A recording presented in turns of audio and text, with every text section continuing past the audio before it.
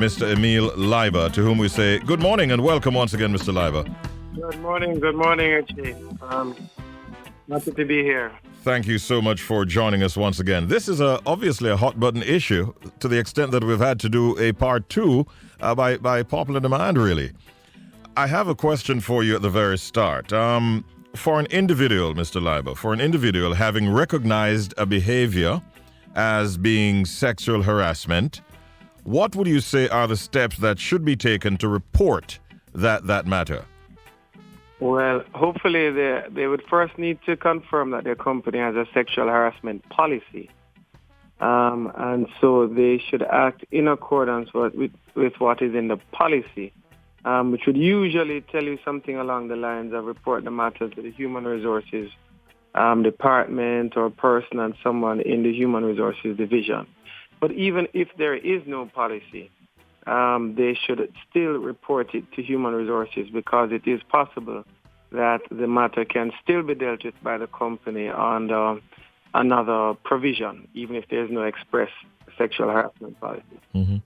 Should that person then be documenting each incident, and can they go on to filing a claim?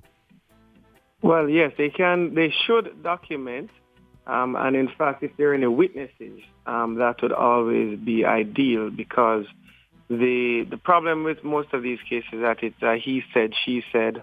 Sometimes he said, she said. But it is much better if you have some documentary evidence. Sometimes harassment can also take the form of WhatsApp, text messages, or Snapchat, whatever it might be. And so, if you save messages that are harassing in nature, those will definitely strengthen your case. Okay. By the way, to our listeners, if you want to participate, if you have a concern or query, you can always give us a call, 876-906-9557, or you can send us a text message, 876-383-1166. As we continue inside of the legal landscape, here's another question for Mr. Leiba. Is there a time frame in which reports should, in fact, be made? Well, harassment usually takes place in an employment scenario, and usually there is a concept where employment complaints should be dealt with promptly and quickly. But there is no fixed time frame, but we're not like a Bill Cosby situation where 20 years later you're likely to be able to succeed in a harassment claim, because more than likely you probably no longer work for the same employer. Mm-hmm. There isn't any scope or redress outside of an employment or perhaps schools type of situation. Can you share with us what actions can or in fact should be taken or undertaken by the employer in terms of instituting preventative measures to facilitate a sexual harassment-free environment? Well, the most important thing is sensitization, because a lot of difficulties arise due to some people not appreciating what is appropriate in a workplace environment. Some may think they're just being friendly, but there needs to be sensitization. Firstly, you should have a written policy that should expressly state out what constitutes unacceptable behavior. Mm-hmm. And then you need to also train people in the policy. It's not enough to just write it down and say, follow this. You have to have training so that people understand what it means and what could constitute and how to deal with a situation where you're either making someone else uncomfortable or someone is making you uncomfortable. Mm-hmm. That is the really important part of it. Because really the point of it is to prevent it. Because once it happens, it becomes a problem within the workplace. Mm-hmm.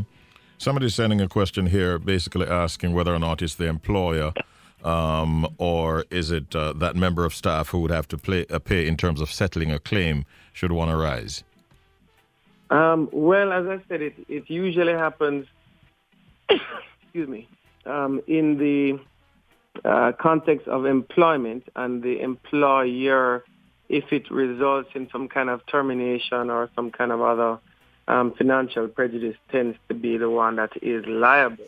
If you try to sue them in court, you're not likely to get much in the way of damages unless it really almost borders on sexual assault, which is what we touched on last week. Yes. All right. I hope that answers. I'm sure that answers satisfactorily the question of the listener. Now, Mr. Leiba, we turn to our hashtag. Did you know tidbit? Do you have one for us this morning? Well, I would simply leave the listeners with this. Did you know that an intense look can constitute harassment? We have a problem. We have a problem. You're saying that an intense look can constitute sexual harassment? It can. So, no touching, no speaking, nothing. Just that stare, that look. Just that look. So, if you were asked to give advice, maybe, if I were asked to give advice, maybe I'd say preferably just do a gaze or a glance. A glance. You appreciate this glance. Yes. Wow. I thought the pandemic was instituting the new normal, but there are also other instances of that out there. But thank you for that tidbit. Even although we found laughter there, it is a serious matter, and we appreciate you highlighting it. And thank you for the information you shared this morning inside of the legal landscape. Have a great day today. My pleasure. Thanks. Thank you. All the best. You hear that, brother? Be careful how you stare at the lady. She might file a claim against you. Okay? A glance is legal. Okay, then. There you have it, ladies and gentlemen. That was the legal landscape. We partner here at The Edge with our friends at Duncox Attorneys.